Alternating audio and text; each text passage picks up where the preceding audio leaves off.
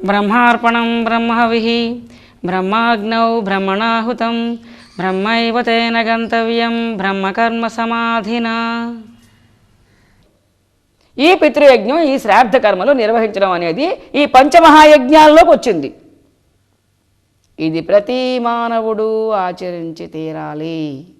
ఇది చేయకపోయినట్లయితే పాపం ప్రాప్తిస్తుంది. కాబట్టి అంటే ఈ ప్రపంచంలో గవర్నమెంట్ వాళ్ళు ప్రజల్ని కొన్ని కట్టుబాట్లతో సుఖంగా సమాజం నడవాలంటే కొన్ని రూల్స్ అండ్ రెగ్యులేషన్స్ పెడతారు. అవి వ్యతిరేకించిన వాళ్ళని ఏం చేశారు? శిక్షిస్తున్నారు. అలాగే ఈ సృష్టిలో మానవులందరూ సుఖంగా, జీవులన్నీ కూడా సరిగ్గా యాత్ర చేసి సృష్టి నడవాలి అంటే కొన్ని రూల్స్ అండ్ రెగ్యులేషన్స్ ఉన్నాయి. అవి వ్యతిరేకిస్తే ఏమైంది? అధర్మమైంది, పాపమైంది, శిక్షించబడతాం. కాబట్టి పితృయజ్ఞం, ఈ శ్రాద్ధ కర్మల్ని తప్పనిసరిగా నిర్వహించాలి. నిర్వహించకపోతే పాపం ప్రాప్తిస్తున్నది. దీనివల్ల మనం పనిష్మెంట్ అనుభవిస్తాం. నిర్వహిస్తే ఏమొస్తుంది? పుణ్యం వస్తుంది. ఆ పితృదేవతలకి ఇక్కడ ఒక విషయం ఉన్నది. భూమి ఉన్నది, భూలోకం అన్నాం. భూమి మీద నెక్స్ట్ లోకాన్ని భువర్లోకం అన్నాం. ఇదే పితృలోకం. భువర్లోకంలో ప్రజలు ఎవరు? పితృదేవతలు అనే ఒక వర్గం ఉన్నారు. అది కాకుండా ఈ వెళ్ళిన వాళ్ళు కూడా పితృదేవతలు అయిపోతారు. ఎప్పుడవుతారు? ఒక మనిషి చనిపోయిన తర్వాత సంవత్సర కాలం అతనికి కర్మకాండ నిర్వహించిన తర్వాత, సంవత్సరీ కాలం అని చేస్తాం కదా, ఆ కార్యక్రమం పూర్తి అయిపోయిన తక్షణం వీళ్ళకి ఈ ప్రేతత్వం పోయి పితృదేవత పదవి వస్తుంది. వీళ్ళు పితృదేవతలు అయిపోయారు. మన తండ్రి, మన తాత, మన ముత్తాత వాళ్ళందరూ పితృదేవతల కింద వస్తారు. వీళ్ళు పితృలోకంలో అంటే దీని నెక్స్ట్ భువర్లోకంలో ఉన్నారు. వాళ్ళకి కొన్ని శక్తులు ఉన్నాయి. క్లైర్ ఆడియన్స్, క్లైర్ వాయిన్స్ అని 2 శక్తులు ఉన్నాయి. అంటే వాళ్ళకి మనల్ని చూడగలిగే శక్తి ఉంది. మనకి వాళ్ళు కనబడరు, వాళ్ళకి మనం కనిపిస్తాం. ఆ చూడగలిగే శక్తి, ఆ వినగలిగే శక్తి, వాటిని క్లైర్ ఆడియన్స్, క్లైర్ వాయిన్స్ అని అన్నారు. వాళ్ళకి మనం తెలుస్తూ ఉంటాం. మనం ఏం చేస్తున్నామో వాళ్ళకి తెలుస్తూ ఉంటుంది. మనం ఇక్కడ మంత్రాలు పఠిస్తే వాటి యొక్క వైబ్రేషన్స్ వాళ్ళని చేరుతాయి. దానికి వాళ్ళు చాలా ఆనందిస్తారు. వాళ్ళ ఆనందం మనకెందుకండి? వెళ్ళిపోయిన వాళ్ళతో మనకేంటి సంబంధం? వాళ్ళు మన మీద డిపెండ్ అయి ఉన్నారు. వాళ్ళు ఆనందిస్తే మనం హెల్ప్ చేసాం వాళ్ళకని వాళ్ళు మనల్ని ఆశీర్వదిస్తారు. ఎక్కడ డిపెండ్ అయి ఉన్నారండి? ఒక చిన్న విషయం ఏనండి. భూలోకం తప్పించి మిగతా లోకాల్లో భోజనానికి వంటలు లేవు, మెస్సులు లేవు, పొయ్యిలు లేవు అని చెప్పాను ఒకసారి. భూలోకవాసులు ఇక్కడ వంట చేసి వాళ్ళ క్యారేజీలు కడితేనే పై వాళ్ళకి భోజనం. అంటే ఏంటండి? మనం ఇక్కడ తద్దినాలు పెట్టి చనిపోయిన వాళ్ళకి, పితృలోకం వాళ్ళకి యజ్ఞయాగాదులు చేసి, పూజలు చేసి, దేవతారాధన చేసి, దేవలోకం వాళ్ళకి నైవేద్యాలు చేస్తే ఈ ఆహారం అక్కడికి వెళ్తుంది. వాళ్ళు సంతృప్తి చెందుతారు, భుజిస్తారు. కానీ అక్కడ వంటలు, ఆహార సదుపాయాలు లేవు. వాళ్ళు నీటి సదుపాయం మనకి పంపిస్తారు. మనం పంటలు పండించి, వంటలు చేసి, క్యారేజీలు కడితే అంటే నైవేద్యాలు పెడితే ఇది వాళ్ళు స్వీకరిస్తారు. ఆ లెక్కన పితృదేవతల లోకంలో ఉన్న వాళ్ళకి భోజనం ఎవరు పెట్టాలి? మనమే పెట్టాలి. మనం ఇక్కడ శ్రాద్ధ కర్మలు నిర్వహించిన నాడు నైవేద్యం పెడుతూ ఉంటే వాళ్ళకి అక్కడ భోజనం వెళ్తున్నది. కాబట్టి మనం ఇక్కడ చేసినటువంటి మంత్రపారాయణ, మనం ఇచ్చినటువంటి భోజనం, మనం నిర్వహించిన శ్రాద్ధ కర్మలు, మన యొక్క భక్తి శ్రద్ధలకి వాళ్ళు సంతోషిస్తే ఏమవుతుంది? ఆశీర్వదిస్తారు. వాళ్ళ బ్లెస్సింగ్స్ మనకెందుకు? భౌతిక జీవితంలో కానీ, ఆధ్యాత్మిక సాధనలో కానీ వాళ్ళ సహకారం మనకి లభిస్తుంది. వాళ్ళు మనకంటే శక్తిపరులు. మంచి ఉపన్యాసం వినడానికి, ఇగో ఇవాళ ఉపన్యాసం వినడానికి మీరు వస్తున్నారు. పెద్ద వర్షం వచ్చింది, ఎక్కడ ఒక్క ఆటో లేదు. అయ్యో ఇవాళ స్పీచ్ పోతుంది, వాళ్ళు వినలేకపోతున్నానే అనుకుంటారు. సడన్గా ఎక్కడి నుంచో ఒక ఆటో వచ్చింది. ఎక్కడి నుంచి వచ్చింది? మీరు అంత భక్తి శ్రద్ధలు గల వాళ్ళై ఉంటే ఆ పితృదేవతలు వాళ్ళ సహకారాన్ని అలాంటి సమయంలో అందించారు. మీ వాళ్ళు ఎవరో సిక్ అయ్యారు, అర్జెంటుగా మీరు హాస్పిటల్కి పరిగెడుతున్నారు. అక్కడ ఎవరితో సహకారం కావాలి? ఎవ్వరూ లేరు సహకారం చేయడానికి. అలాంటప్పుడు ఈ పితృదేవతల లాంటి వాళ్ళ బ్లెస్సింగ్ వలన వాళ్ళు ఈ భూమి మీద ఎవరి మనసులోనో ప్రవేశించి ఆ భావన కలగజేసి వాళ్ళ ద్వారా హెల్ప్ చేస్తారు. ఇలాంటివి మీరు అంటారు, నిజంగా భగవంతుడు సాక్షాత్కారం అలాగా ఆ వేళకి అతను వచ్చి హెల్ప్ చేశాడు, ఏ దేవతలు బ్లెస్సింగో అంటారు. ఏ దేవతలు? ఈ పితృదేవతల బ్లెస్సింగ్స్ కూడా ఇలా పనిచేస్తూ ఉంటాయి. కాబట్టి పితృదేవతలు దివ్యశక్తులు ఉన్నటువంటి వాళ్ళు మనల్ని ఆశీర్వదిస్తారు. కాబట్టి వాళ్ళని సంతోషపెట్టాలి ఒకటి. రెండోది సత్కర్మానుష్ఠానం. ఇది శ్రాద్ధకర్మలు నిర్వహించడం అనేది సత్కర్మానుష్ఠానం. సృష్టి ధర్మాన్ని నిర్వర్తిస్తున్నావు నువ్వు. దీనివలన చిత్తశుద్ధి ప్రాప్తిస్తుంది. అసలు కర్మయోగం తాలూకా ఫైనల్ ఎయిమ్ ఏమిటి? చిత్తశుద్ధి. ఆ చిత్తశుద్ధి వీటి వలన వస్తుంది. కాబట్టి తప్పనిసరిగా మానవులందరూ ఒకవేళ ఇంతవరకు వాటిని విస్మరించినట్లయితే ఇక మీదట ఆ విస్మరించడం అనేది వదిలేసి తప్పనిసరిగా భక్తి శ్రద్ధలతో ఈ పితృకర్మలన్నింటినీ శ్రాద్ధ కర్మలన్నింటినీ నిర్వహించడం మొదలుపెట్టండి అని నేను చెప్తున్నాను. ఇంకా సంవత్సరానికి ఒకసారి తద్దినం పెడుతూ ఉంటాం కదా, పితృదేవతల దినం అంటాం సంవత్సరానికి ఒకసారి. సంవత్సరానికి ఒకసారి అంటే ఏంటి అసలు అర్థం? అక్కడ ఒక చిన్న కాల పరిమాణం లెక్క గమనించాలి. భూమి మీద మనకి 24 గంటలైతే ఒక రోజు. అలాంటి రోజులు 365 గడిస్తే ఒక సంవత్సరం. కానీ దీని నెక్స్ట్ లోకం భువర్లోకంలో మనకి ఇక్కడ ఒక నెల గడిచిపోతే అప్పటికి వాళ్ళకి ఒక రోజు అవుతుంది. కాబట్టే జీవుడు ఈ భువర్లోకం అంతా దాటి యమలోకానికి వెళ్ళే టైంకి అటువంటి లోకంలో ప్రయాణం చేస్తున్నాడు. కాబట్టి ఇక్కడ మనం నెలకు ఒకసారి అన్నం వండి పెడితే అతగాడికి రోజు తిన్న ప్రయోజనం కలిగింది. ఇక్కడ నెల అయితే అక్కడ ఒక రోజు. మనం నెలకు ఒకసారి ఫుడ్ పెడుతూ ఉంటే అక్కడ రోజు తినట్టే లెక్క. అందుకు ఫస్ట్ 1 year వరకు నెలకు ఒకసారి పెట్టాం. ఆ తర్వాత ఏ లోకంలోకి వెళ్ళిపోయాడు? నెక్స్ట్ నరకానికి కానీ స్వర్గానికి కానీ వెళ్ళిపోయాడు. అప్పుడు ఈయన ఏమవుతాడు? సంవత్సరం. ఇక్కడ సంవత్సరం అయితే అక్కడ ఒక రోజు అవుతుంది. దాని నెక్స్ట్ లోకంలో స్వర్గంలో కానీ నరకంలో కానీ మన భూమి మీద ఒక సంవత్సర కాలం గడిస్తే అక్కడ ఒక రోజు గడిచినట్టు లెక్క. అప్పటికి ఒక రోజు అవుతుంది అక్కడ. అయితే మనం ఇక్కడ సంవత్సరానికి ఒకసారి అన్నం వండి పెడితే అక్కడ వాళ్ళు రోజు తిన్నట్టే లెక్క. అందుకు మనం పితృదేవతల నిమిత్తం సంవత్సరానికి ఒకసారి ఈ ఏర్పాటు చేస్తాం, తద్దినాలు అనేవి పెడతాం.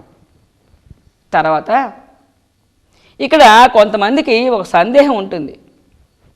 ఏమండి, వాళ్ళు చనిపోయిన తర్వాత మనం బతికున్నంతకాలం పెడుతుంటాం కదా తద్దినాలు, వాళ్ళు ఇంకో జన్మ ఎత్తేస్తే ఎవరికి వెళ్తుంది ఈ భోజనం అని ఒక సందేహం.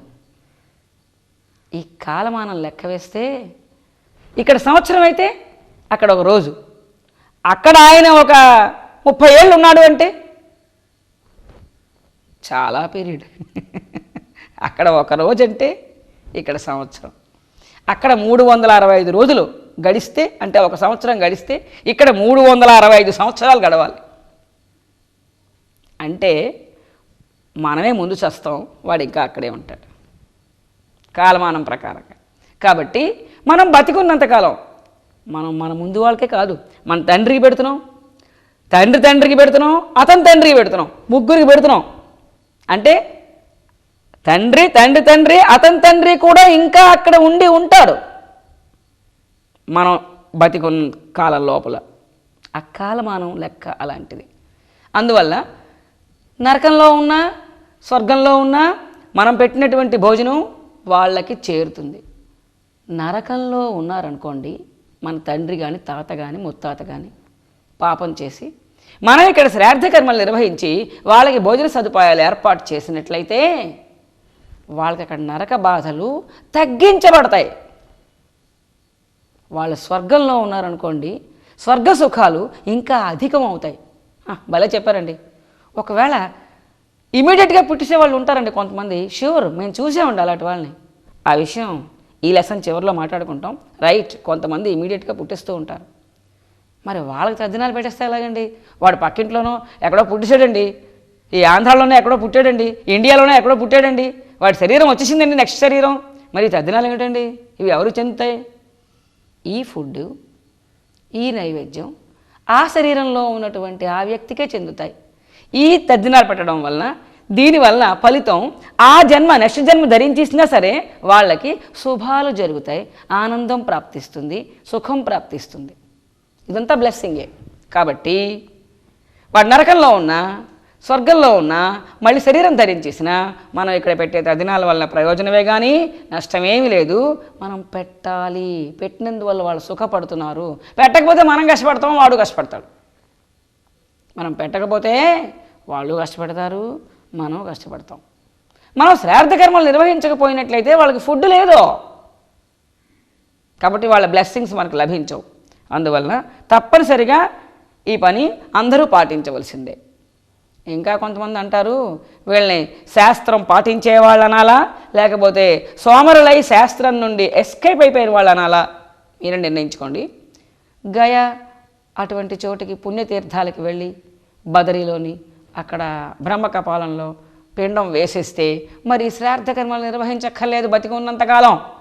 కాబట్టి ఒక రౌండ్ మా వాళ్ళు చావగానే నేను అక్కడికి వెళ్ళి అక్కడ ఈ పిండ ప్రదానం చేసేస్తాను, బతుకంతా ప్రతి సంవత్సరం ఈ కార్యక్రమం ఎవడు చేస్తాడు, అక్కడ చేసేస్తే సరిపోతుంది కదా. మరి ఇది ఎస్కేపింగ్ నేచరు, వాళ్ళ మీద భక్తి శ్రద్ధలో తెలియదు. మొత్తానికి ఆ భావన తీసుకొస్తూ ఉంటారు కొంతమంది. శాస్త్రం ఏం చెప్తున్నదంటే, ఈ గయలో పెట్టిన తర్వాత మళ్ళీ శ్రాద్ధం పెట్టక్కర్లేదు అనే విషయం అందరికీ వర్తించే జనరల్ రూల్ కాదు. ఓన్లీ పర్టికులర్ కేసులకి మాత్రమే అది వర్తిస్తుంది, కానీ జనరల్గా అందరికీ వర్తించేది కాదు.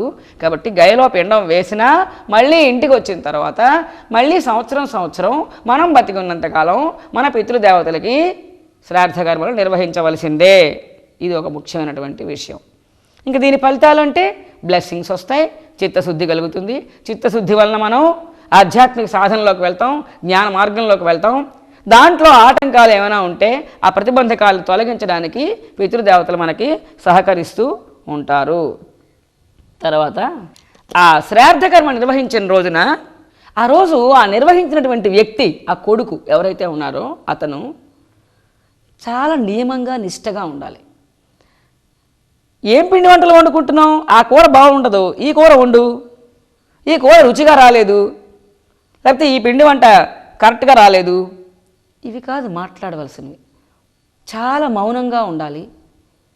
ఆ రోజంతా కూడా వేదము, ఉపనిషత్తులు, భగవద్గీత లాంటి ఆధ్యాత్మిక గ్రంథాలని, వేదమంత్రాలని పఠిస్తూ ఉండాలి. మనకి రాకపోతే పఠించే వాళ్ళని పెట్టి వాళ్ళ చేత పఠింపజేయాలి, వాళ్ళకి దానం చేసి ధర్మం చేసి డబ్బిచ్చి వాళ్ళని సత్కరించాలి. వేదపారాయణ జరగాలి, వేదమంత్రాలు ఆ రోజు బాగా ఉచ్చరించాలి. ఎవరో వస్తారు, నోరు సరిగ్గా తిరగదు, ఏదో చదివేస్తారు. ఆ ఏదో చదివిస్తే చాలదు, ఈ ఉచ్చారణ చాలా స్పష్టంగా శ్రద్ధగా ఉండాలి. ఈ వైబ్రేషన్స్ రీచ్ అవుతాయి అక్కడికి. అలా రీచ్ అవ్వకుండా వీళ్ళలో వీళ్ళే గొణిగీసుకుని మంత్రం చదివేసి నా 200 నా 300 నాకు ఇచ్చి అని వాళ్ళు పట్టుకుపోతే అయిందిలే కార్యక్రమం అని ఇతగాడు చేతులు పీసుకుంటే ఏం చల్లదు. వేద మంత్రాలు పఠించాలి. ఆ రోజు భగవన్నామస్మరణతోటి భక్తితోటి జపం చేసుకుంటూ ఉండాలి ఆ ఇంటి యజమాని. కానీ ఇతర అప్రస్తుత ప్రసంగాలు చేయకూడదు. ఆ రోజు కఠినమైనటువంటి బ్రహ్మచర్య దీక్షలో ఉండాలి, నిరంతరం భగవన్నామ స్మరణలో ఉండాలి, వేదమంత్రాలని పఠించాలి. ఈ భౌతిక సంబంధమైనటువంటి జీవితం సంబంధించినటువంటి ప్రస్తావనలన్నీ కూడా చాలా తగ్గించి భక్తితోటి నిష్ఠతోటి ఆ రోజు గడపాలి. ఇది వాళ్ళకి మంచి ఫలితాన్ని ఇస్తుంది, తద్వారా మనకి మంచి ఫలితం లభిస్తుంది. తర్వాత కొంతమంది డబ్బులు ఖర్చు పెడితే ఘనంగా చేసాం కార్యక్రమం అనుకుంటారు. ఆ 12వ రోజు కార్యక్రమం కానీ, ఆ సెరమనీ సంవత్సరం చివరి కార్యక్రమం కానీ, ఎక్కువ మందికి భోజనాలు పెట్టు, ఆల్ రైట్, సంతృప్తిగా పెట్టు భోజనం, రైట్, పిండి వంటలు బాగా చేయి, ఈ ఘనం పర్వాలేదు, లైట్లు సెట్టింగ్ పెట్టాం, టెంట్లు చాలా వరకు వేసాం, ఇటువంటి డబ్బు బాగా ఖర్చు పెట్టాం, మైకులు ఎక్కువ పెట్టాం, పాటలు వేసాం, రికార్డులు వేసాం. ఇలాగ డబ్బు ఎక్కువ ఖర్చు పెట్టి డెకరేషన్లకి వాటికి సొమ్ము ఎంత ఖర్చు పెడితే అంత విలువ అనేది అజ్ఞానం. ఈ సొమ్ము ఖర్చు వాళ్ళకి అక్కర్లేదు. నువ్వు చేసే కార్యక్రమంలో భక్తి పర్సంటేజ్ ఎంత, శ్రద్ధ పర్సంటేజ్ ఎంత, ఇదే కౌంట్ అవుతుంది. కానీ ఎంత సొమ్ము ఖర్చు పెట్టావు అనేది పరిగణనలోకి రాదు. ఆ విషయం బాగా గుర్తుపెట్టుకోవాలి అందరూ. ఇక్కడ ఇంకొక విషయం, మరణకాలంలో అంటే మరణించిన తర్వాత వెంటనే ఆ జనాలందరూ కూడా ఏడుస్తూ ఉంటారు.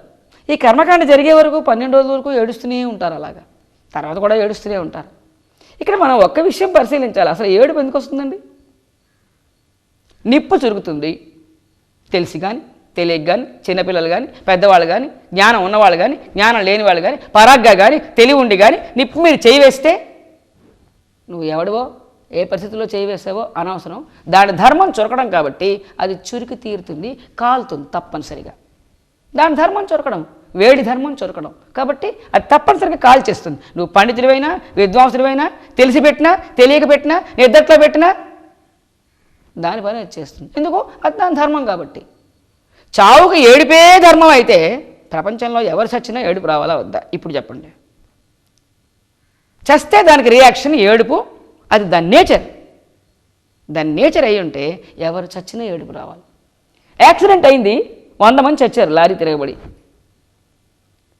ఏదో జలప్రళయం వచ్చింది, ఇన్ని వేల మంది చచ్చారు.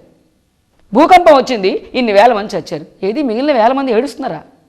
అంతదాకా ఎందుకు? మన పక్కింట్లో శవం ఉన్నది, వీధిలో పెట్టారు, పక్కింటి వాళ్ళు ఏడుస్తున్నారు, మనం ఎంత ఏడ్చాం? ఏడం. ఎందుకు ఏడము? చావుకు ఏడిపే కానీ సహజ ధర్మం అయి ఉంటే మరి ఏడుపు రావాలి కదా, రాలేదే. ఇంకొక విషయం, పక్కింటి వాళ్ళ దాకా అక్కర్లేదు, మన ఇంట్లోనే చాలా కాలం నుంచి ఒక ముసలాయన ఎవరైనా మంచం మీద ఉండి ఉండి ఉండి సేవ చేయించుకుని వీడు ఎప్పుడు పోతాడా అనిపించుకుని చనిపోయాడు అనుకుందాం, ఒక్కళ్ళు ఏడవరు ఇంట్లో. ఒకడు ఎవడైనా వాడు మనకి ఉపకారం చేయకుండా అపకారం చేస్తున్న ఇంట్లో ఉన్నటువంటి కష్టపెడుతున్న వాడు ఎవడైనా చచ్చిపోయాడు అనుకోండి, ఒక్కళ్ళు ఏడవరు. మరి ఎవరి గురించి ఏడుస్తున్నారు ఒక్కసారి ఆలోచించండి. వాడు మనకి రేపు మార్కెట్ నుంచి కూరలు తేవాలి, రేపటి నుంచి తెచ్చేవాడు లేడు.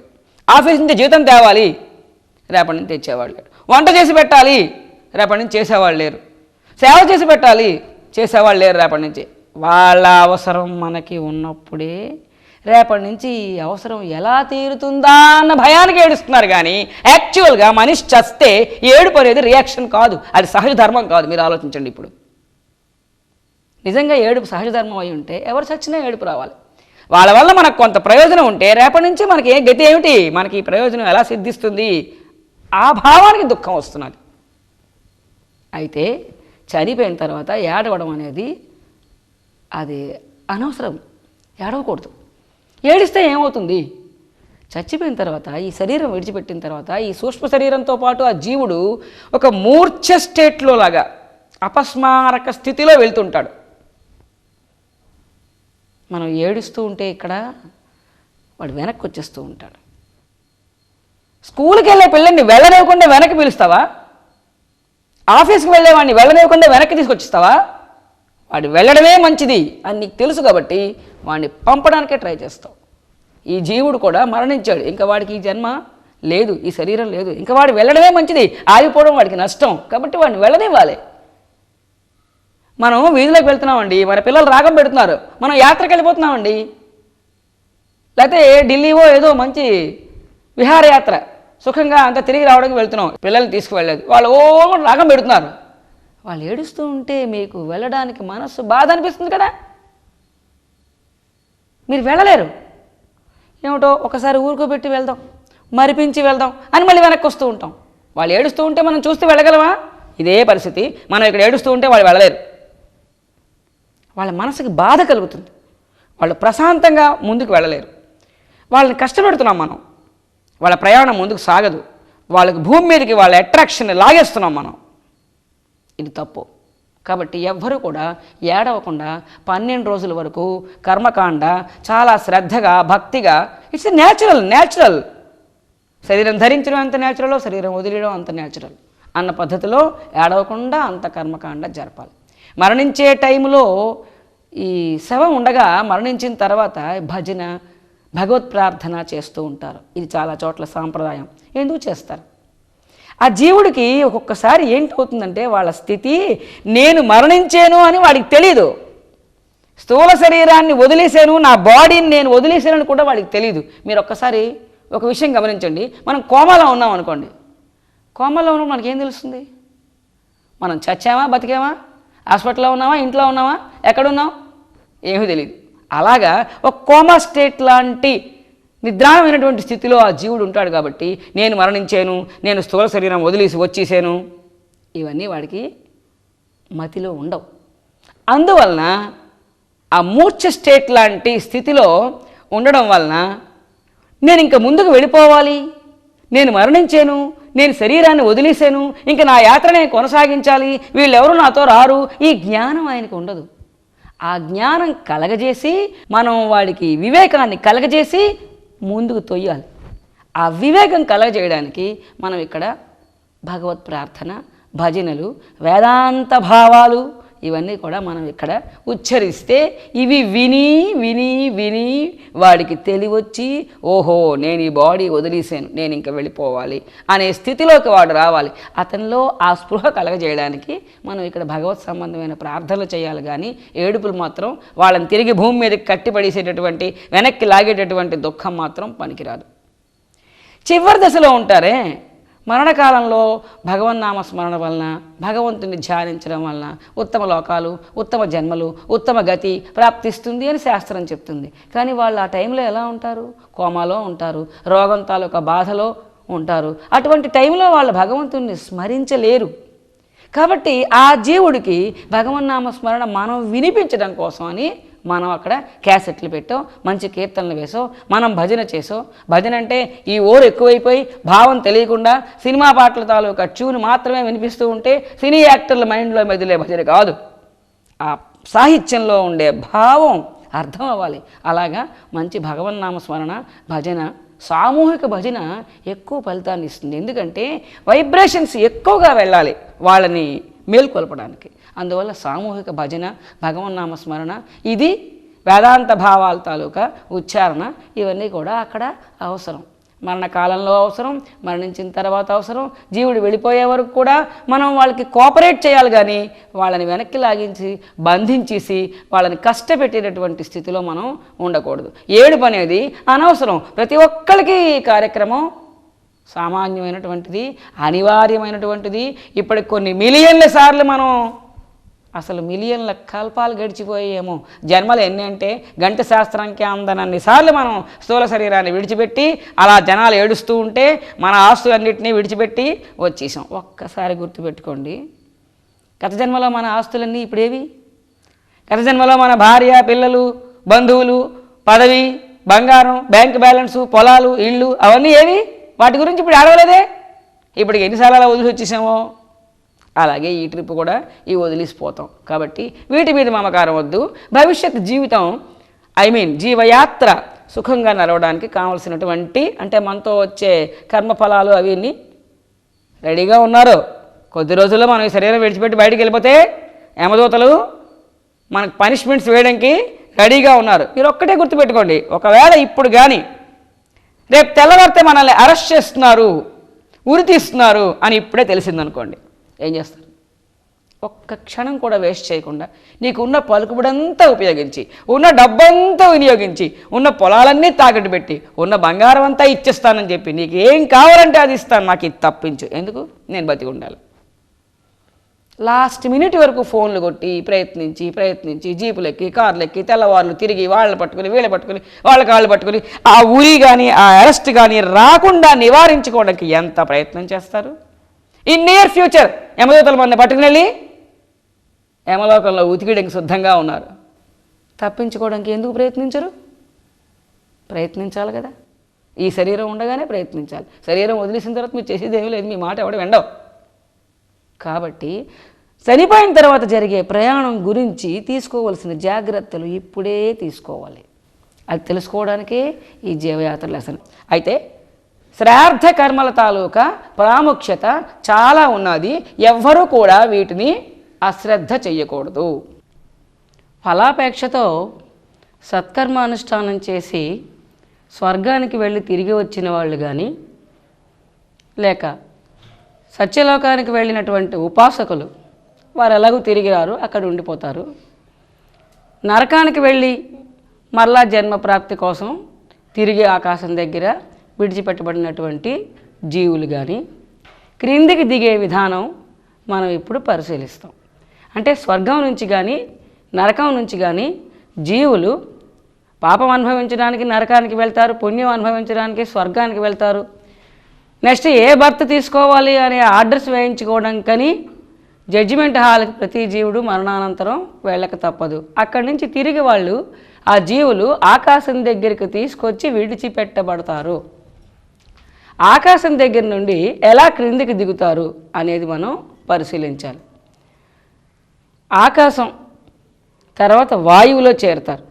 వాయువు నుండి తెల్ల మబ్బులో ఆ జీవులు చేరుతాయి. తెల్ల మబ్బులో నుండి నల్ల మబ్బులో చేరుతాయి. నల్ల మబ్బులో నుండి వర్ష బిందువులోనికి వస్తాయి. వర్ష బిందువుని ఆధారంగా చేసుకుని క్రిందికి దిగుతాయి. అయితే ఇవన్నీ జన్మలు కావు. ఈ జీవుడు ఎలాగుంటాడు అనేది ఒక్కసారి ఆలోచిస్తే, కారణ శరీరం, లోపల బ్రహ్మ చైతన్యం, పైన సూక్ష్మ శరీరం ఉంటుంది. ఈ సూక్ష్మ శరీరంతో ఉన్న జీవుడు ఆకాశ రూపం పొంది ఆ సూక్ష్మ శరీరం ఆకాశంలో ఐక్యం చెందిపోతుంది. ఆకాశ రూపం పొంది ఆకాశంలో కలిసిపోయినట్టు అయిపోతుంది. అలాగే ఆకాశంలో ఉండి తర్వాత వాయువులోకి వస్తాడు. వాయు రూపాన్ని పొంది వాయువులో ఐక్యం చెందిపోతుంది. తర్వాత తెల్ల మబ్బులోకి వస్తాడు. తెల్ల మబ్బు రూపాన్ని పొంది తెల్ల మబ్బులో ఆ సూక్ష్మ శరీరం ఐక్యం చెందిపోతుంది. అంటే ఆ వాయువు కంటే, ఆకాశం కంటే, మబ్బు కంటే ఈ శరీరం వేరుగా ఉండదు. ఆ విధంగా అందులో ఐక్యం చెంది, అంటే దాంతో కనెక్ట్ అయ్యి అని మాత్రమే చెప్పుకోవాలి. దాన్ని ఆశ్రయిస్తుంది అని మాత్రమే చెప్పుకోవాలి. దాంతో పూర్తి తాదాత్మ్యం చెందదు. తర్వాత అది జన్మ కాదు. జన్మ పొందడానికి వస్తున్నాడు జీవుడు.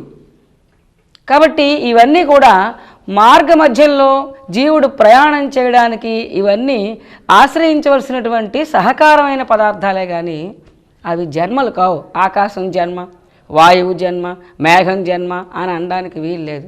అక్కడ అవి తెచ్చుకున్న కర్మఫలాలేమీ అక్కడ అనుభవించడం జరగదు. అవి కేవలం ప్రయాణం చేయడానికి ఆధారంగా వాడుకున్నటువంటి మెటీరియల్ మాత్రమే. తర్వాత తెల్లమబ్బు, తెల్లమబ్బులో నుంచి నల్లమబ్బు. వర్షాకాలానికి ముందే వచ్చాడు అనుకోండి జీవుడు ఆకాశంలోకి, వర్షాకాలం వచ్చే వరకు జీవుడు అక్కడ వెయిటింగ్. వర్షం రావాలంటే ఆ మబ్బు డెన్సిటీ పెరగాలి, నీటి ఆవిరి డెన్సిటీ పెరగాలి. ఆ నల్ల మబ్బు ఏర్పడినప్పుడు వర్షించే మేఘంలోకి ప్రవేశిస్తాడు. వర్షించే మేఘంలో నుండి నీటి బిందువు రూపం దాల్చి నీటి బిందువులో ఐక్యము చెంది నీటి బిందువుతో క్రిందకి దిగుతాడు. గెంతిడం కాదు, ఎగిరొచ్చేయడం కాదు, నీటి బిందువు ద్వారా భూమి మీదకి దిగుతాడు. నీటి బిందువు నుండి నీరుతో పాటు భూమిలోకి చేరుతాడు. భూమిలో నీరు ఇంకిపోతుంది, వర్షజలం, అలాగే భూమిలోకి చేరుతాడు. భూమిలో ఈ నీరు వృక్షములు పీల్చుకుంటాయి. అప్పుడు ఈ నీటి ద్వారా జీవుడు వృక్షముల శరీరంలోకి వెళ్తాడు. అక్కడ వృక్షములు కూడా ఇవన్నీ హాల్టింగ్ స్టేషన్సే. ఆకాశము, వాయువు, మేఘము, వర్షబిందువు ఇవి కొంచెం త్వరగా గడిచిపోతాయి.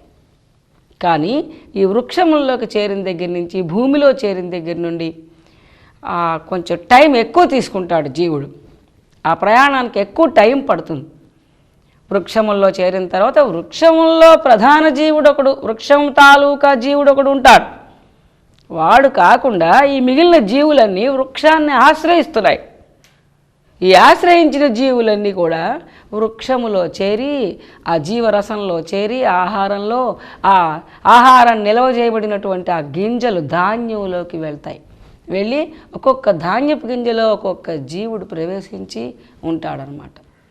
ఆ ధాన్యం ఇంటికి వచ్చిన తర్వాత పురుషులు స్వీకరిస్తే, పురుష గర్భంలో ప్రవేశించిన తర్వాత ఆహార రూపంలో ధాన్యం అంటే కొన్ని పప్పు దినుసులు, గింజల్లాంటి వాటి అన్నిటిలో కూడా జీవుడు ప్రవేశించే అవకాశం ఉంది. ఆహారము అంటే కేవలము ధాన్యం మాత్రమే కాదు, అన్నం మాత్రమే కాదు, మిగతా వాటిల్లో కూడా ప్రవేశిస్తాడు. ఈ పురుష శరీరంలోకి వెళ్ళిన తర్వాత ఆహారము మార్పు చెందుతుంది. ఆ మార్పు చెందినప్పుడు జీవుడు రేతస్సులోకి ప్రవేశిస్తాడు. అక్కడ దాకా వచ్చిన తర్వాత స్త్రీ గర్భంలో ప్రవేశిస్తాడు. స్త్రీ గర్భంలో ప్రవేశించిన తర్వాత మళ్ళీ బాడీ ఫార్మేషన్ జరుగుతుంది. అయితే ఆకాశము, వాయువు, మేఘము, వర్షజలము ఇదంతా కూడా కొద్దిగా తొందరగా జరుగుతుంది. ఈ వృక్షములను ఆశ్రయించడం, అక్కడ గింజల్లో ప్రవేశించడం, అక్కడ నుండి పురుష గర్భంలోకి వెళ్ళడం, అక్కడ నుండి స్త్రీ గర్భంలోకి వెళ్ళడం, దీనికి ఎక్కువ టైం తీసుకుంటుంది. నారద పురాణం ప్రకారంగా ఈ జర్నీకి జీవుడికి ఆకాశం దగ్గర విడిచిపెట్టబడినటువంటి జీవుడు మరలా స్త్రీ గర్భంలో ప్రవేశించే వరకు 1 ఇయర్ టైం పడుతుంది. 1 ఇయర్ అంత టైం పడుతుందన్నమాట. తర్వాత ఇంకా దీంట్లో కొన్ని విశేషాలు ఉన్నాయి. ఆ హాల్టింగ్ స్టేషన్స్ అని అనుకున్నాం కదా, ఇప్పుడు గింజల్లో చేరాడు అనుకుందాం. వృక్షముల్లో చేరాడు ముందుగా. ఆ వృక్షముల్లో చేరినప్పుడు ప్రయారిటీ ప్రకారంగా వాటికి గింజల్లో చేరే అవకాశం ఇవ్వబడుతుంది. ఓ 15-20 జీవులు ప్రవేశించాయి అనుకోండి ఒకే వృక్షంలో, అక్కడ 10 గింజలు మాత్రమే ఉన్నాయనుకోండి, ఈ ఎక్స్ట్రా జీవులు వెయిట్ చేయాలి. కానీ వెంటనే ఎవరు ముందు ప్రవేశిస్తారు ఆ గింజల్లో అన్నప్పుడు ఇవి చేరినటువంటి క్యూని బట్టి ఆ ప్రయారిటీ ముందు చేరినవి ముందుగా ఆహారంలోకి వెళ్తాయనే క్యూ కూడా పాటించబడుతుంది. తర్వాత ఈ గింజల్లో చేరిన తర్వాత ఆ ధాన్యం పంట ఇంటికి వచ్చేసింది అని అనుకుందాం. ఆ ధాన్యాన్ని ఏం చేస్తారు, మిల్లుకు పంపించి ఆడించుతాం, లేదా దంపించి ఆడించుతాం. అక్కడ ఒక విశేషం జరుగుతుంది. పాపజీవులు ఉంటాయి, కొన్ని పాపం ఎక్కువగా ఉన్నటువంటి జీవులు. అవి ఈ మిల్లులోని ధాన్యం రంపముతో కొయ్యబడుతున్నప్పుడు వాటికి ఆ బాధ తెలుస్తుంది. అంటే దాంట్లో ఉండే జీవుడు బియ్యపు గింజని ఆశ్రయించి ఉండడం, దాంట్లో నిద్రాణంగా ఉండడం. బియ్యపు గింజకి ఏమి జరిగితే అది వాడికి తెలియదు, దాంట్లో ఆ జీవుడు నిద్రాణంగా ఉంటాడు, దాంతో పూర్తిగా తాదాత్మ్యం చెంది ఉండడు. అలాంటప్పుడు ధాన్యపు గింజ రంపముతో కొయ్యబడినప్పటికీ ఆ లోననున్న జీవుడికి ఆ రంపపు కోత తెలియదు, నిద్రాణంగా ఉంటాడు. ఆ టైం గడిచిపోతుంది, ముందుకు వెళ్ళిపోతాడు. అలాగే అన్నం ఉడికేటప్పుడు, బియ్యం అన్నం అవ్వాలి కదా, అన్నం ఉడికేటప్పుడు కూడా ఆ ఉడుకుతున్నటువంటి బాధ తెలియదు, నిద్రాణంగా ఉంటాడు జీవుడు, పూర్తిగా దాంతో తాదాత్మ్యం చెందడు. కాబట్టి ఆ ఉడుకుతున్నటువంటి బాధ కూడా అతనికి తెలియదు. ఆ పరిస్థితి దాటిపోతుంది, ముందుకెళ్ళిపోతాడు. పాపజీవులైతే ఏం జరుగుతుందంటే ఆ రంపపు కోత వాళ్ళకి తెలుస్తుంది. పాపజీవులకి రంపపు కోత తెలుస్తుందన్నమాట. ఆ బాధ భరించాలి. ఆ జీవుడు ఆ బియ్యముతో పూర్తిగా తాదాత్మ్యం చెంది ఉంటాడు, దానివల్ల ఆ రంపపు కోత తెలుస్తూ ఉంటుంది. ఒక్కొక్కసారి నాకు జన్మ అక్కర్లేదు, నేను ఈ రంపపు కోత భరించలేను అని ఆ జీవుడు ఆ గింజలో నుండి బయటకు వెళ్ళిపోతాడు. అలాగే అన్నం ఉడికేటప్పుడు నిద్రాణంగా ఉండడు జీవుడు, పాపజీవుడు అయితే ఆ ఉడుకుతున్నటువంటి బాధ తెలుస్తుంది బాడీకి. ఆ తెలియడం వలన అది భరించలేక ఆ వేడి దాంట్లో నుంచి బయటికి వెళ్ళిపోతాడు. అలాగ బయటికి వెళ్ళిపోయాడంటే మళ్ళీ క్యూ పోయింది, మళ్ళీ ఆకాశానికి వెళ్ళాలి, వాయువులోకి రావాలి, తెల్ల మబ్బులోకి రావాలి, వర్షించే మేఘంలోకి రావాలి, నీటి బిందువు ద్వారా మళ్ళీ భూమిలోకి దిగాలి. ఇక్కడే ఉంది బియ్యపు గింజ, లేకపోతే ఇక్కడే గాలిలో ఉన్నాడు జీవుడు. ఈ జీవుడు ఇలా పురుష గర్భంలోకి వెళ్ళిపోవచ్చు కదా, త్రూ ప్రాపర్ ఛానల్. ఆ రూట్లోనే రావాలి, కానీ ఇలా వెళ్ళిపోవడానికి వీల్లేదు. మళ్ళీ లైన్ ప్రకారంగా, రూట్ ప్రకారంగా మళ్ళీ వర్షజలము ద్వారా భూమిలో ప్రవేశించి, మళ్ళీ వృక్షముల్లో ప్రవేశించి, మళ్ళీ ధాన్యపు గింజలో ప్రవేశించి, మళ్ళీ మిల్లు వరకు రావాలి. పుణ్యాత్ములైతే ఆ జీవులకి ఆ రంపపు కోత బాధ కానీ, అన్నం ఉడుకుతున్న బాధ కానీ తెలియకుండా ఉంటుంది. ఆ జీవుడు ఆ టైంలో నిద్రాణంగా ఉంచబడతాడు. దానివల్ల ఆ కష్టాన్ని దాటి ముందుకు వెళ్ళగలుగుతాడు. తర్వాత పురుష గర్భంలో ప్రవేశించిన తర్వాత, అక్కడ నుండి స్త్రీ గర్భంలో ప్రవేశించిన తర్వాత ఇతని వెనకాల వచ్చేటటువంటి భూత సూక్ష్మములు శరీరముగా ఫార్మ్ అవుతాయి. భూత సూక్ష్మములు వెనకాల రావడం గురించి ఒకసారి పరిశీలన చేద్దాం. ముందు స్త్రీ గర్భంలో ఏం జరుగుతుందంటే, మొట్టమొదట ఫస్ట్ డేన రక్తంతో కలిసి ఒక కవర్ ఏర్పడుతుంది, మావి పొర, చర్మపు పొర లాంటి ఒక కవర్ ఏర్పడుతుంది.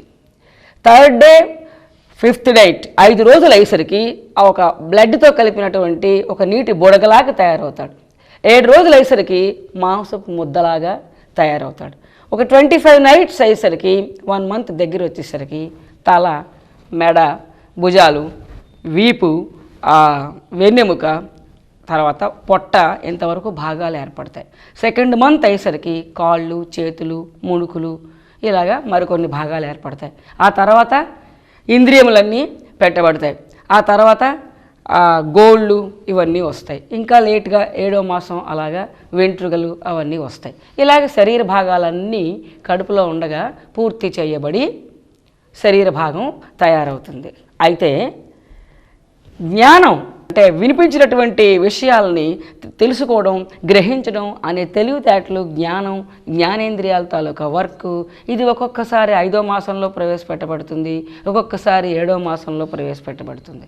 అందుకే గర్భముతో ఉన్నటువంటి స్త్రీలు జ్ఞాన సంబంధమైనటువంటి, భక్తి సంబంధమైనటువంటి భావములు లేక అటువంటి పుణ్యవాక్య శ్రవణం ఇటువంటివి చేసినట్లయితే లోపల జీవుడు వింటాడు అని. ఎప్పుడు 5th మంత్ 7th మంత్ లోపలైతే వినడానికి అతనికి అవకాశం లేదు, తర్వాత అయితే అతనికి వినే అవకాశం ఉంది.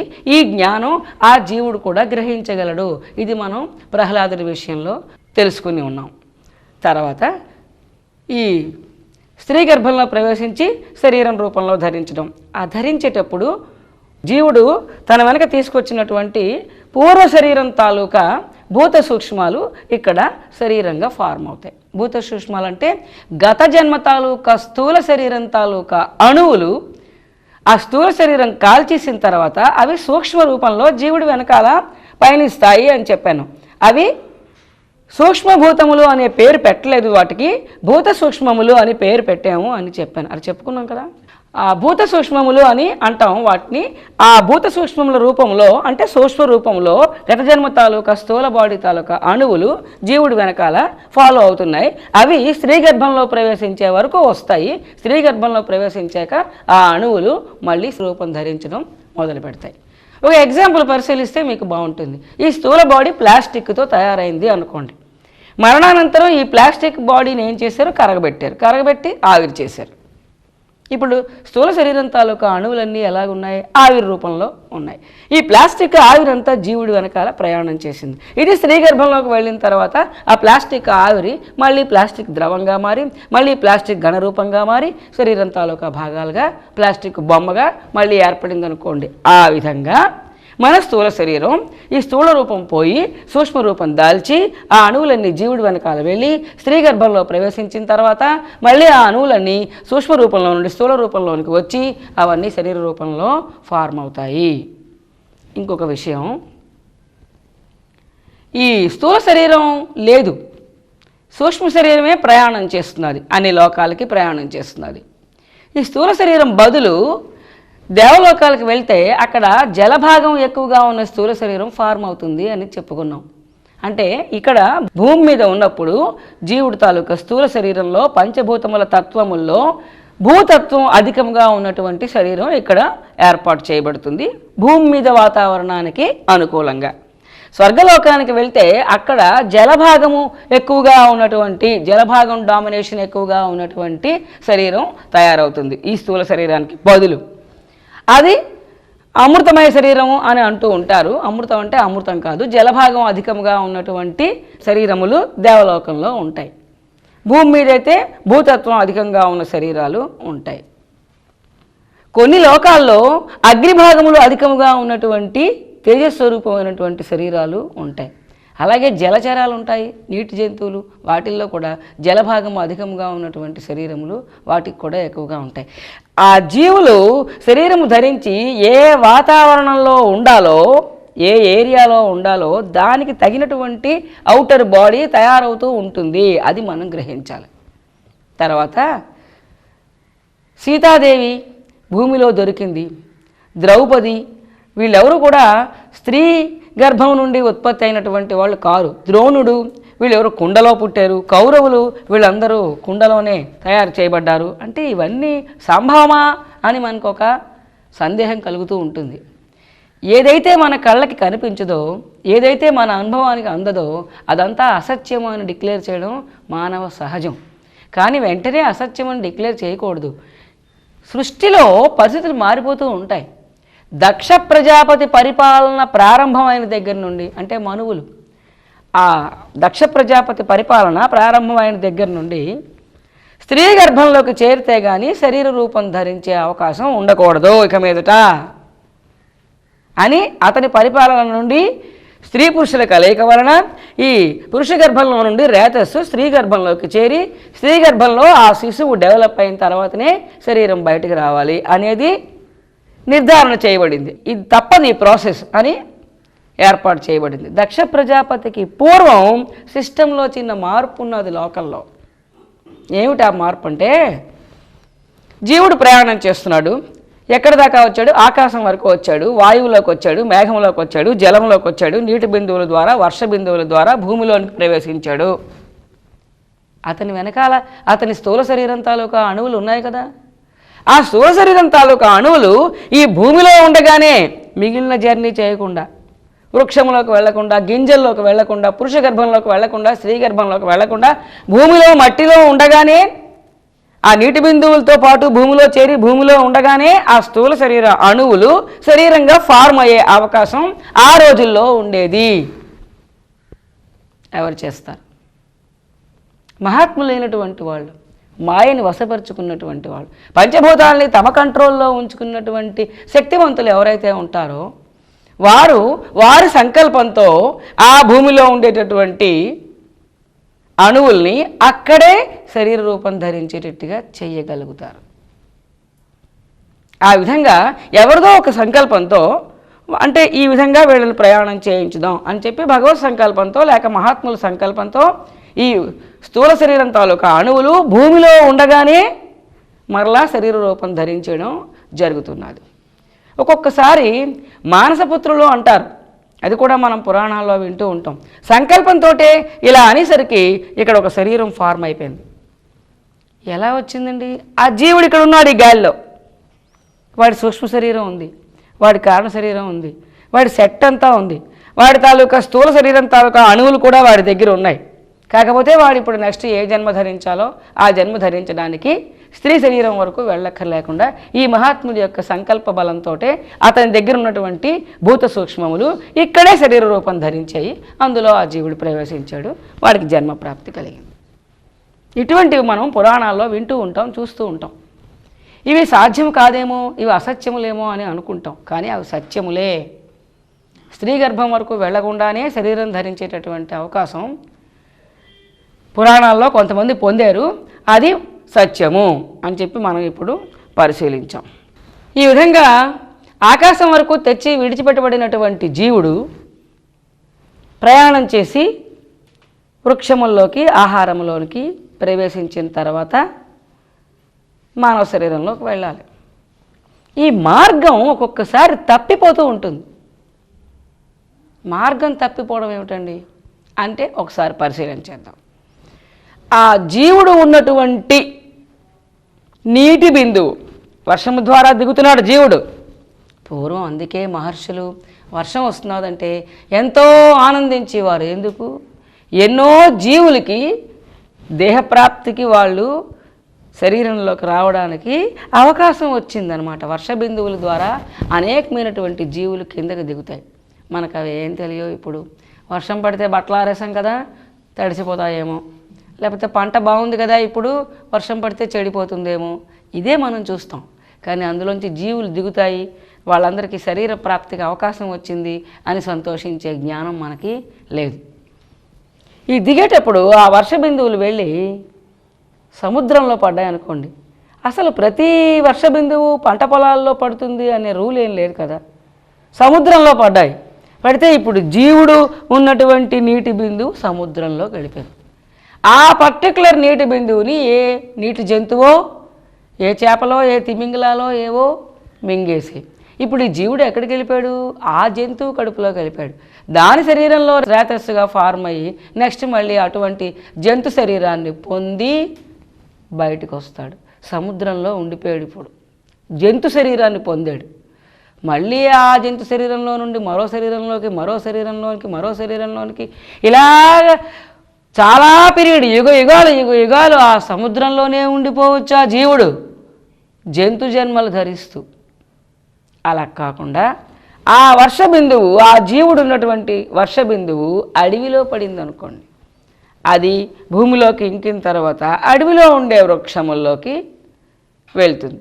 ఆ జీవుడు ఆ వృక్షముల్లోకి వెళ్ళి అక్కడ మళ్ళీ పళ్ళల్లో చేరి, గింజల్లో చేరి, వాటిల్లో నుండి మళ్ళీ అక్కడ బయటికి రాలిపోయి, మళ్ళీ అక్కడ వృక్షంగా తయారైపోయి, మళ్ళీ గింజల్లోకి చేరి, మళ్ళీ వృక్షాల్లోకి వచ్చి, మళ్ళీ గింజల్లోకి చేరి, ఇలాగ యుగాలు ఆ జీవుడు అడవిలోనే ఉండిపోవచ్చు వృక్ష సంపదలో, వృక్ష జన్మలు ధరిస్తూ. అది కూడా సంభవమే. ఇలా కాకుండా ఆ జీవుడు ఉన్నటువంటి వర్ష బిందువు ఎక్కడో ఎడారిలో వర్షమే పడదు, కానీ ఎక్కడో కొంచెం పడింది, ఆ పడిన చోట ఎడారిలో పడిపోయింది. ఎడారిలో పడిపోతే ఇసుక రేణువుల మధ్యలో పడిపోతే ఆ జీవుడు చాలా కాలం ఆ ఇసుకలోనే శరీర ప్రాప్తి లేకుండానే అలాగే ఉండిపోయి ఎప్పుడో బయటికి వెళ్ళే ఛాన్స్ వస్తుంది. అలా కాకుండా వర్ష బిందువు ఎక్కడ పడాలి? జన్మ కావాలంటే, మానవ జన్మ కావాలంటే పంట పొలంలో పడాలి. పంట పొలంలో పడడం కష్టం.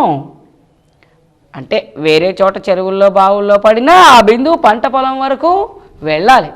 పంట పొలంలోకి వెళ్ళిందనే అనుకుందాం. అడవి కాదు, ఎడారి కాదు. అసలు ఇంకో పాయింట్ ఉంది ఇప్పటి కాలంలో. పూర్వం అయితే ఈ పాయింట్ ఉండదు, ఈ యుగంలో ఈ పాయింట్ కూడా వస్తుంది. మంచి మహాపట్నంలో పడింది వర్షం. ఎక్కడికి వెళ్తుంది? అది తిన్నగా సముద్రంలోకి వెళ్తుంది. ఎందుకంటే మహాపట్నంలో నీటి బిందువులు భూమిలో ఇంకేటటువంటి అవకాశమే తక్కువ. అంత గచ్చుజాగా, అంత తారు రోడ్లలో నుంచి ఇళ్లలో నుంచి అంత కాలవల్లో నుంచి సముద్రంలోనికి. అంచేత పంట పొలంలో పడితేనే ఆ జీవుడు అదృష్టవంతుడు. సరే, పంట పొలంలో పడింది. పడిన తర్వాత అది వరి పంటలోనికి వెళ్ళింది. వరి పంటలో ఆ మొక్కలో వరి గింజ వరకు జీవుడు వెళ్ళాడు. బాగుంది, ప్రయాణం చాలా వరకు వచ్చాను, అమ్మయ్యా అనుకుంటాడు. కానీ పంట కాలిపోవచ్చు కదా, వరదొచ్చి కొట్టుకెళ్ళిపోవచ్చు కదా. ఏమైంది? ఆ జీవుడు మళ్ళీ మొక్కలో నుంచి బయటకు వచ్చాడు. మళ్ళీ ఆకాశంకి వెళ్ళి మళ్ళీ మేఘము, మళ్ళీ వర్ష బిందువు, మళ్ళీ కిందకు దిగాలి. రూట్ పోయింది. లేదు, పంట కాలలేదు, వరదొచ్చి కొట్టుకుపోలేదు, సవ్యంగానే ఉన్నది. ఏ మిడతల దండో వచ్చి, ఏ కీటకంలో, ఏ పక్షులో వచ్చి ఆ ధాన్యపు గింజలు తినేస్తే ఈ పంట పొలంలో నుండి పక్షుల కడుపులోకి వెళ్ళిపోయాడు జీవుడు. ఇంకా అక్కడి నుంచి పక్షి జన్మలు ధరిస్తూ ఉంటాడు. అది కూడా కాదు, కరెక్ట్గా పంటకు ఏ ప్రమాదం సంభవించకుండా, పక్షులు తినకుండా ఆ జీవుడు పంట పొలంలో గింజల్లో నుంచి కళ్ళం వరకు వచ్చాడు. కళ్ళంలో పక్కలంటే జిమ్ముకుపోయిన గింజలు ఎన్ని ఉంటాయండి? చాలా గింజలు వృధాగా పోతాయి. ఆ గింజల్ని ఎవరైనా ఏరుతారా? జాగ్రత్త పరిచారా? అవి ఎవరు తింటారు? అవి కీటకములు, పురుగులు, పక్షులు తింటాయి. ఆ విధంగానేనా అవి ఇతర జీవరాశుల కడుపులోకి వెళ్ళిపోతున్నాయి? ఇవేమీ జరగలేదండి, కరెక్ట్గా బస్తాకెక్కాయి. ఆ బస్తాకెక్కిన గింజల్లోనే ఉన్నాడు మన జీవుడు. బస్తాకి ఎక్కిన తర్వాత బస్తా ఇంటికి వెళ్ళే లోపల తోవంట ఆ బస్తాలో ఎన్ని గింజలు రాలిపోతూ ఉంటాయి. అవి రోడ్డు మీద పక్కన పడిపోయి అప్పుడు కూడా వాటి మార్గం సైడ్ అయిపోయే అవకాశం ఉన్నది. పోనీ ఆ గింజ రాలలేదే అనుకుందాం. ఆ బస్తాలో ఉన్న గింజలు కరెక్ట్గా మిల్లు వరకు చేరాయి. మిల్లు వరకు చేరితే మాత్రం వాటిలో ఏ పాప ఫలితమో అనుభవించవలసి ఉంటే రంపపు కోత తట్టుకోలేక ఆ జీవుడు బియ్యపు గింజలో నుంచి, ధాన్యంలో నుంచి మళ్ళీ బయటికి వెళ్ళిపోతాడు. అలా కూడా వెళ్ళలేదు, నిద్రాణంగా ఉండే అవకాశం భగవంతుడు ఇచ్చాడు. ఆ బాధను తట్టుకోగలిగాడు, దాటాడు. బియ్యం బస్తా షాప్ వరకు వచ్చింది. ఎవరు కొంటారు ఈ బస్తా? ఉత్తమమైనటువంటి కులంలో ఉన్నవాడు వచ్చి కొంటే ఈ ధాన్యపు గింజలు, ఈ బియ్యపు గింజలు ఉన్న బస్తా ఉత్తమ గృహస్థుడి ఇంటికి వెళ్తుంది. ఉత్తమ గృహస్థుడి ఇంటికి వెళ్ళడం చాలా కష్టం. ఆ ఉత్తమ గృహస్థుడు ఎవడో బజార్కి వస్తాడు, వచ్చి ఈ బియ్యం ఇలా చూస్తాడు, చాలా బాగున్నాయి అంటాడు, అని ఈ వదిలేసి ఆ పక్క బస్తాలో కొనుక్కు వెళ్ళిపోతాడు. అంచేత ఆ ధాన్యపు గింజలో చేరిన, బియ్యపు గింజలో చేరిన, ఆ పంట వరకు వచ్చిన, బస్తా వరకు వచ్చిన, షాప్ వరకు వచ్చిన ఆ ఉత్తమ గృహం చేరడం చాలా కష్టం. రైట్, ఉత్తమ గృహమే చేరాడు. ఉత్తమ గృహం చేరితే మాత్రం ఇంటికి పట్టుకెళ్ళిన బియ్యం బస్తాలో ఉన్న అన్నం అంతా ఇంటి యజమానే తింటాడా? ఇంట్లో వృద్ధులున్నారు, బాలురున్నారు, ఎవరన్నా తినొచ్చు కదా. అందువల్ల ఇది మరలా పురుష శరీరం నుండి స్త్రీ శరీరానికి వెళ్ళేటటువంటి మార్గంలోకి వెళ్ళకపోవచ్చు. ఇంట్లో ఇతర జనాలు ఉంటారు కదా, వాళ్ళు తినొచ్చు కదా. అసలు ఇంటి యజమానికి సంతాన యోగ్యత ఉండాలి కదా. ఇవన్నీ ఉన్నాయే అనుకుందాం. అయితే మాత్రం ఇంటికి అతిథులు వస్తారు కదా, వాళ్ళకి పెడతారు. పిడికిడి బియ్యం తీసుకుని వెళ్ళి బస్తాలో నుంచి ముష్టివాడికి వేశాం. ఉత్తమ కులం, ఉత్తమ గృహస్థుడు ఇంటికి చేరుకున్నాడు. వాడెవడో వేద పండితుడు, భక్తుడు, ఆత్మజ్ఞాన సంపన్నుడు, మహాత్ముడు, అటువంటి వాడి ఇంటికి వెళ్ళాను. నేను ఆ ఇంట్లో జన్మధరిస్తే నాకు చక్కటి ఆధ్యాత్మిక వాతావరణం సాధన చేసుకోవచ్చు అనుకుంటాడు జీవుడు. కానీ ఎక్కడికి వెళ్ళాడు? ముష్టివాడికి పిడికిడి బియ్యం వేస్తే సైడ్ అయిపోయాడు. మిగిలిపోయిన అన్నం బయట పారపోస్తే జంతువులు పక్షులు తింటాయి, సైడ్ అయిపోయి మిగిలిపోయిన అన్నాన్ని కాలువలో పారపోస్తే ఎక్కడికి వెళ్ళిపోయాడు జీవుడు. అంటే ఇలాగ అనేక రకాలుగా సైడ్ అయిపోయే అవకాశం ఉంది. ఇవేమీ జరగలేదు. సంతాన యోగ్యత ఉండి ఉత్తమ సంజాతులైనటువంటి ఆ బ్రాహ్మణుడు తినేటటువంటి అన్నం కంచంలోకే వచ్చాడు ఆ జీవుడు. అమ్మయ్య చాలా వరకు వచ్చాను అనుకున్నాడు. కానీ తింటున్నప్పుడు పక్కన మెతుకు పడిపోయింది అనుకోండి, తీయడు అతగాడు. ఏమైంది? పక్కకి వెళ్ళిపోయింది. అన్నం పరబ్రహ్మ స్వరూపం, కింద రాల్చకూడదు, ఎత్తాలి. ఎందుకు? వాటిలో జీవులు ఉంటాయి, వాటి జన్మప్రాప్తికి అవి ప్రయాణం చేస్తున్నాయి. నువ్వు వాటిని సైడ్ చేసేకు, వాటికి అవకాశం ఇయ్యి. అది దాని అర్థం. అన్నం పరబ్రహ్మ స్వరూపం ఎందుకైంది? జీవుడు సాక్షాత్తు పరబ్రహ్మ చైతన్యం అందులో ఉన్నదనమాట. అందుకు అన్నం పరబ్రహ్మ స్వరూపం. రైట్. పక్కకి పడిపోయిన మెతుకులన్నీ తీస్తూ అతి జాగ్రత్తగా పడకుండా చాలా శ్రద్ధగా నిష్టగా భోజనం చేశాడు ఇంటి యజమాని. కానీ వాంతి అయిపోవచ్చు కదా, దాంతోపాటు మళ్ళీ వాడు బయటకు వెళ్ళిపోవచ్చు కదా. లేదు సార్, వాంతి అవ్వలేదు, చాలా ఆరోగ్యవంతుడు, వాడి కడుపులో ఆ జీవుడు నిలబడగలిగాడనే అనుకుందాం. తిన్నటువంటి ఆహారం సగం రక్తంగా, సగం మాంసముగా, సగం ఎముకలుగా, సగం రేతస్సుగా ఫార్మ్ అవుతుంది. వీటిల్లో రక్తంలోకో ఎముకల్లోకో వెళ్ళిపోవచ్చు కదా, వెళ్తే ఆ శరీరంలోనే ఉంటాడు చాలా కాలం. అలా లేదు, రేతస్సు ఫార్మేషన్ వరకు వెళ్ళాడు.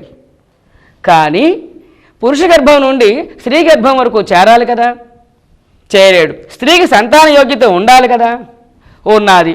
అయినా ఆవిడ గర్భం నిలబడాలి కదా, నిలబడింది. జనన కాలంలో కూడా మరణం సంభవించకుండా జాగ్రత్తగా బయటికి రావాలి కదా. ఇన్ని బాధలు పడితే ఆకాశం దగ్గర బయలుదేరినటువంటి జీవుడు మానవ జన్మ ప్రాప్తి వస్తున్నది.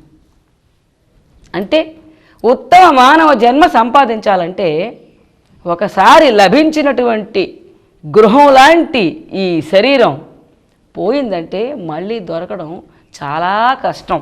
మళ్ళీ జీవుడు ఎన్నో తాపత్రయాలు పడి ఎన్నో కష్టాలు అనుభవించి ఎంతో రూట్ తిరిగి తిరిగి తిరిగి తిరిగి చివరికి మళ్ళీ ఈ శరీరాన్ని సంపాదిస్తాడు. అయితే జంతువుల కడుపులోకి వెళ్ళిపోయే అవకాశం, పక్షి జన్మల్లోకి వెళ్ళిపోయే అవకాశం, వృక్ష జన్మల్లోకి వెళ్ళిపోయే అవకాశం, అడవుల్లోని సముద్రాల్లోని పడిపోయి ఉండిపోయే అవకాశం, అసలు మానవ కులంలోని లేకపోతే సమాజంలోకి కూడా రాకుండా అడవుల్లో ఉండిపోయే అవకాశం, ఇటువంటివన్నీ కనిపిస్తున్నాయి కదా. ఇలా కాకుండా ఉత్తమ మానవ జన్మ రావాలంటే ఏమిటి ఉండాలి? ఎవరండి ఇలా తప్పించిస్తున్నారు జీవుణ్ణి తిన్నగా వెళ్ళనివ్వకుండా? ఎవరు ఇలా సైడ్ చేసిస్తున్నారు మాటి మాటికి? వెంటనే మీ ఆన్సర్ ఏమైనా వస్తుంది? ఎవరు చేస్తారు? భగవంతుడు. అదే మన ఆన్సర్. ఎవరు తప్పించిస్తున్నారు జీవుడి రూట్ని? ఎవరు తప్పించిస్తారు? భగవంతుడు. వాడు ఎక్కడున్నాడో మనకు తెలియదు, వాడు రూట్ తప్పించేవాడు ఎవడు? ఓన్లీ భగవంతుడే. భగవంతుడు అసలు ఏమీ చేయడు. ఈ సెంటెన్స్ స్కెచ్ పెన్తో రాసుకుంటారో, పెయింట్తో రాసుకుంటారో, సువర్ణాలతో రాసుకుంటారో మీ ఇష్టం. భగవంతుడు ఏమీ చేయడు, నిమిత్త మాత్రుడు. మనకి మనమే చేసుకుంటున్నాం. భగవంతుడు ఏం చేయడు. వాడెందుకు రూట్ తప్పిస్తాడు? వాడికి మీ మీద పక్షపాతమా? ఒకళ్ళంటే ద్వేషమా? ఒకళ్ళంటే ఇష్టమా? అదేమీ లేదు. మీ కర్మఫలమే మిమ్మల్ని తప్పిస్తున్నది. అది మనం తెలుసుకోవాలి. ఆ జీవుడు యమధర్మరాజు కొలువు దగ్గర బయలుదేరాడు కదా, అక్కడ ఇతను చిట్టా చూసి, ఇగో ఈ పాపములు అనుభవించడానికి నువ్వు పంది జన్మ ఎత్తు 100 సార్లు అని రాశాడు అనుకోండి. ఆ ఆర్డర్స్ పట్టుకుని కానీ ఆకాశం దగ్గరికి వస్తే ఈయన గారి తాలూకా ఆ నీటి బిందువు పంట పొలంలోకి వెళ్ళినా, గింజల్లోకి వెళ్ళినా, మహాత్ముల ఇంటిలోకి వెళ్ళినా ఆ గింజ ఉన్నటువంటి ఆహారం బయట విసిరివేయబడి పంది కడుపులోకే వెళ్తుంది. అంటే ఎంత దూరం మీరు ప్రయాణం చేసినా చివరికి అది ఏ జన్మ ప్రాప్తో ఆ శరీరంలోకే అది ప్రవేశించే అవకాశం ఉంటుంది. ఎందుకది? మన చేతిలో ఉన్న ఆర్డర్స్ పట్టుకొచ్చామే, దాంట్లో ఉంది ఆ ఆర్డర్స్లో. అందువల్ల మనం కావాలనుకున్న జన్మ కావాలంటే కోరుకుంటే సరిపోదు, దానికి కావాల్సినటువంటి పవర్ మనం సంపాదించాలి. ఏమిటి ఆ పవర్? పుణ్యం. ఎంత పుణ్యం ఉంటే అంత ఉత్తమ జన్మ వస్తుంది, ఉత్తమ కర్మఫలం ఉత్తమ జన్మనిస్తుంది. కాబట్టి ఉత్తమ జన్మ కావాలంటే ఉత్తమ కర్మఫలం ఉండాలి, అది మనం గ్రహించాలి. ఆకాశంలో బయలుదేరినటువంటి జీవుడు క్రిందికి దిగి వస్తున్నాడు అని చెప్పుకున్నాం. అసలు ఈ జీవుడి తాలూకా శరీరం ఎలాగుంటుంది అనేది ఒక్కసారి చిన్న పరిశీలన చేయాలి. లోన బ్రహ్మ చైతన్యం ఉన్నది, పైన కారణ శరీరం ఉన్నది, తర్వాత సూక్ష్మ శరీరం ఉన్నది, స్థూల శరీరం తాలూకా అణువులు ఉన్నాయి. ఇవి కాకుండా పూర్వజన్మలో చేసినటువంటి కర్మల తాలూకా ఫలితములు, పుణ్య ఫలితములు, పాప ఫలితములు అవే మన వెనకాల వస్తాయి. మన వాళ్ళు అంటూ ఉంటారు ఈ మాట, ఎంత డబ్బు కూడబెట్టుకుని కోట్లు కూడబెట్టి బీరువాలో పెట్టినా, బంగారం రూపంలో దాచిన, పొలం రూపంలో దాచిన, ఇళ్ల రూపంలో దాచిన, ఎంత ఆస్తి కూడబెట్టినా ఇదేది మన వెనకాల రాదు. ఇవన్నీ ఆగిపోతాయి, మనతో రావు. జీవుడితో పాటు వచ్చేది మనం చేసిన మంచి పనుల తాలూకా పుణ్య ఫలితం, చెడ్డ పనుల తాలూకా పాప ఫలితం. మనం ఏమైనా సంపాదించుకుంటే ఆ జ్ఞానం, ఇవే మనతో వస్తాయి, కానీ మిగిలినవి మనతో రావు.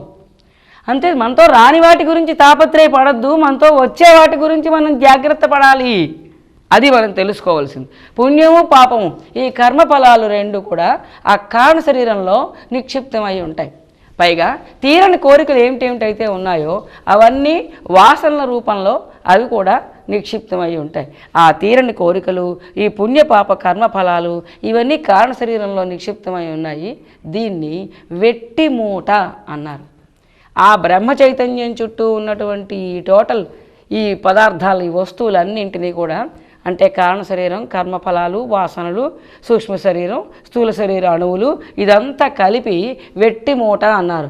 ఈ మూట మోసుకుని జీవుడు 14 లోకాల్లో అలా తిరుగుతూ ఉంటాడు. ఇది వెట్టి మూట. దీన్ని ఎందుకు వెట్టి మూట అన్నారు?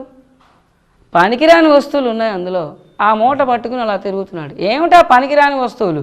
పెండింగ్ కోరికలు, కర్మఫలాలు. ఎందుకు పనికిరానివి? అవి ఉండబట్టే కదా మళ్ళీ గర్భనరకం అనుభవించవలసి వచ్చింది. ఇప్పుడు ఆ కర్మఫలాలు అనుభవించాలి, పుణ్యానికి పుణ్య ఫలితం అనుభవించాలి, పాపానికి పాప ఫలితం అనుభవించాలి, సుఖం అనుభవించాలి, కష్టం అనుభవించాలి. అవి రెండూ అనుభవించాలంటే సూక్ష్మ శరీరంతో అనుభవించడం జరగదు. అవి అనుభవించడానికి స్థూల శరీరం తొడుక్కోవాలి, అంటే జన్మ ధరించాలి. గర్భనరకం అనుభవించాలి, జన్మ ధరించాలి, మళ్ళీ ఇవన్నీ అనుభవించాలి. అప్పుడు మళ్ళీ కొత్తవి చేస్తూ ఉంటాం, మళ్ళీ జన్మెత్తుతూ ఉంటాం. అందుకే ఇవి జన్మప్రాప్తికి, బంధానికి కారణమైనటువంటి అంశముల్ని మూట కట్టుకుని తిరుగుతున్నాం మనం. అందువల్ల వీటిని వెట్టి మూట అని అన్నారు. దీన్నే అతివాహిక అని కూడా అంటారు. ఈ వెట్టి మూటను పట్టుకుని ఆకాశం మీద నుండి కిందకి దిగుతున్నటువంటి జీవులన్నీ అనుసయ జీవులు అని పిలువబడతాయి. అనుసయ జీవులు అంటే వాటికి ఇంకా కర్మశేషం ఉంది, ఇంకా అనుభవించడానికి కర్మశేషం ఉన్నది. అందుకే అవి కిందకి దిగి భూమి మీదకి వస్తున్నాయి అన్నమాట. కాబట్టి వాటిని అనుసయ జీవులు అని అంటారు. ఇప్పుడు జీవుడు భూమి మీదకి వచ్చిన తర్వాత ఈ ప్రయాణాన్ని మళ్ళీ ఇంకొక కోణంలో మళ్ళీ పరిశీలిద్దాం. ఈ భూమి మీద 84 లక్షల జీవరాశులు ఉన్నాయి. 84 లక్షల వెరైటీస్. పులులు ఎన్ని వేలో ఉండొచ్చు, ఎన్ని లక్షలో ఉండొచ్చు, కానీ మనం పులులన్నింటినీ అని లక్షలుగా లెక్క పెట్టలేదు. 5 లక్షల పులులు, 6 లక్షల ఏనుగులు, మొత్తం 11 లక్షలు ఇలాగ లెక్క పెట్టేసి 84 లక్షలను అనలేదు. ఎన్ని పులులున్నా అవన్నీ ఒక జాతి, వాటిని ఒకటిగా కౌంట్ చేసాం. ఏనుగులు 2, కోతులు 3, పిల్లులు 4, ఇలాగా జాతులు కౌంట్ చేసుకుంటూ వెళ్తే 84 లక్షల వెరైటీస్, అన్ని రకాల జాతులు ఉన్నాయి. ఒక్కొక్క జాతికి మళ్ళీ అనంతమైన జీవరాశులు ఉంటాయి. అయితే మనం 84 లక్షల జీవరాశుల గర్భముల్లోని ప్రవేశించి 84 లక్షల జీవరాశుల శరీరాల్లోని జీవించి వచ్చాం. మర్చిపోవద్దు ఆ విషయం. అందుకే ఆ జీవులను చూసి అసహించుకోవాల్సిన పని లేదు. మనం ఒకప్పుడు ఉన్న బాడీవే అది. ఓ పాత కొంపలో మనం కొన్నాళ్ళు నివసించాం. చాలా పేద ఇల్లు, ఎటువంటి సౌకర్యాలు లేని హీనమైనటువంటి కొంప అనండి, దాంట్లో నివసించాం. ఈ రోజున మనకి బాగా డబ్బు వచ్చింది, మంచి భవనం కట్టుకున్నాం, ఇంద్రభవనం లాంటి భవనం, ఇందులో నివసిస్తున్నాం. ఆ ఇల్లు చూసి ఎందుకు అసహించుకోలేదు? కొంతమంది ఆ ఇల్లుని ప్రేమిస్తారు కూడా, నేను ఒకప్పుడు ఈ ఇంట్లో ఉండేవాడిని అని. అలాగా అన్ని జీవరాశులు మనం నివసించి వచ్చిన కొంపల్లాంటివే. అన్ని శరీరాల్లోని మనం నివసించి వచ్చాం. దేన్ని చూసి కూడా ద్వేషించవలసిన పని లేదు, అసహించుకోవాల్సిన పని అంతకంటే లేదు. బ్రహ్మార్పణం బ్రహ్మహవిః బ్రహ్మాగ్నౌ బ్రహ్మణాహుతం బ్రహ్మైవ తేన గంతవ్యం బ్రహ్మకర్మ సమాధినా.